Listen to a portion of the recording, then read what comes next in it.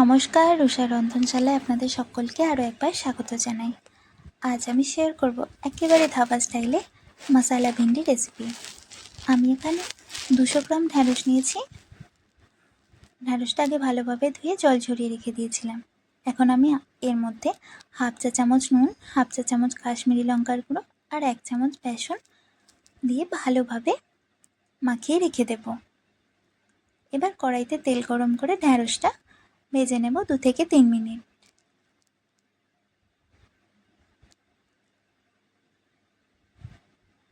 ঢ্যাঁড়সটা ভাজা হয়ে গেছে, এবার অন্য একটা পাত্রে তুলে নেব। এবার কড়াইতে আবারও 2 চামচ তেল আর 1 চামচ গোটা জিরে ফোড়ন দিয়ে আমি একটা মাঝারি সাইজের কুচিয়ে রাখা পেঁয়াজ দিয়ে দিচ্ছি। পেঁয়াজটা একটু নেড়ে ছেড়ে একটু নরম হয়ে গেলে এর মধ্যে আমি দিয়ে দিচ্ছি কাঁচা লঙ্কা কুচি। আমি এখানে 2 থেকে 3টে কাঁচা লঙ্কা নিয়েছিলাম, আপনারা স্বাদ মতো নেবেন। এবার দিয়ে দিলাম 1 চামচ আদা রসুন বাটা। সব কিছু খুব ভালোভাবে মিশিয়ে একটু ভেজে নেব। এবার দিয়ে দিচ্ছি একটা বড় সাইজের টমেটো বাটা। টমেটোটা দিয়েও খুব ভালোভাবে নেড়েচেড়ে 2 থেকে 3 মিনিট ভেজে নেব, যতক্ষণ না টমেটোর কাঁচা গন্ধটা চলে যাচ্ছে। এবার এর মধ্যে আমি গুঁড়ো মশলাগুলো অ্যাড করব।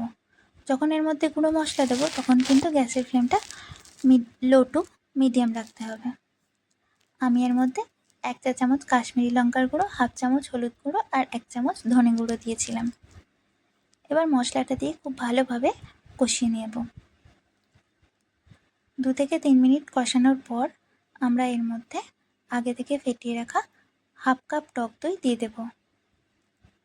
টক দইটা অবশ্যই রুম টেম্পারেচারে রাখতে হবে, নয়তো বেশি ঠান্ডা থাকলে কড়াইতে দিলেই কিন্তু দইটা ফেটে যাবে। আর এই টক দইটাই একটা আলাদা মাত্রা দেবে এই রান্নাটার।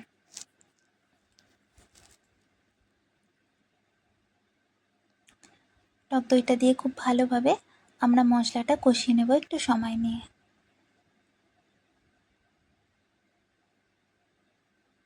ভালোভাবেই কষানো হয়ে গেছে, ভালোভাবে তেল ছেড়ে এসেছে। এবার আমরা আগে থেকে ভেজে রাখা ঢ্যাঁড়সটা দিয়ে দেব।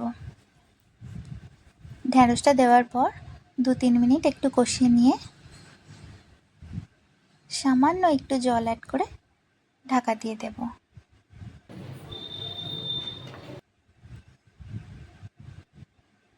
পাঁচ 7 মিনিট ঢাকা দিয়ে রান্না করলেই আজকের রেসিপি রেডি হয়ে যাবে।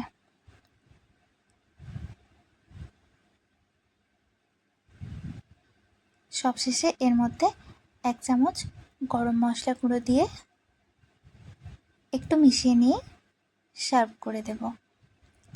আজকের রেসিপিটা কেমন লাগলো অবশ্যই কমেন্টে জানাবেন। ভালো লাগলে একটা লাইক করবেন আর প্লিজ চ্যানেলটা সাবস্ক্রাইব করে দেবেন। এতক্ষণ ভিডিওটা দেখার জন্য অসংখ্য ধন্যবাদ।